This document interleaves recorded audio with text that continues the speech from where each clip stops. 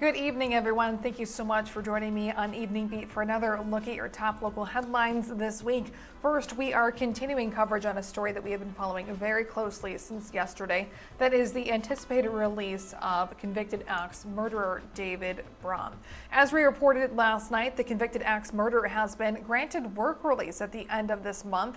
In 1988, at the age of 16, Brom killed his parents and two siblings, for which he received 3 life sentences, but a recent state law change made his earlier release possible. Minnesota House Speaker Lisa Dameth is now calling Brom's early release unacceptable.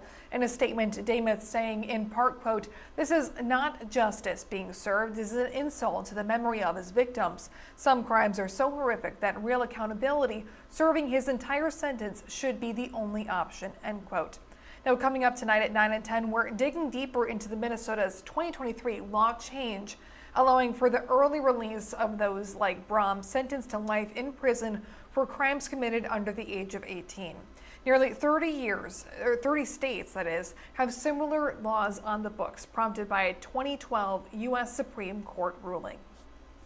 Then we already knew that we were And next, after facing Governor Tim Walz as the GOP candidate in 2022, Dr. Scott Jensen is announcing another run for governor.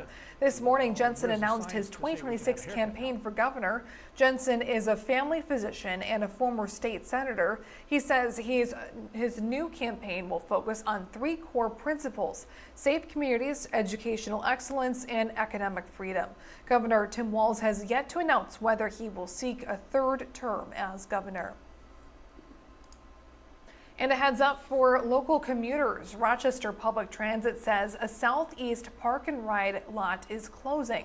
The service at RCTC will close on August 1st. RPT says the closure is due to low usage. People who currently use that lot are encouraged to use the park and ride at the Olmsted County Fairgrounds. Meanwhile, RPT routes 203 and 204 will continue to serve RCTC campus.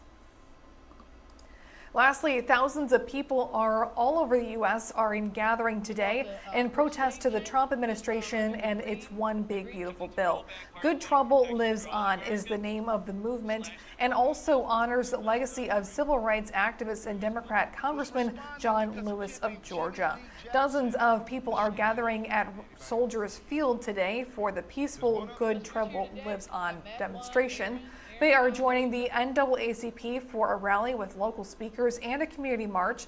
According to Rochester NAACP President Wally Alegbede, the organization and its allies strongly denounced the House's passage of the One Big Beautiful Bill.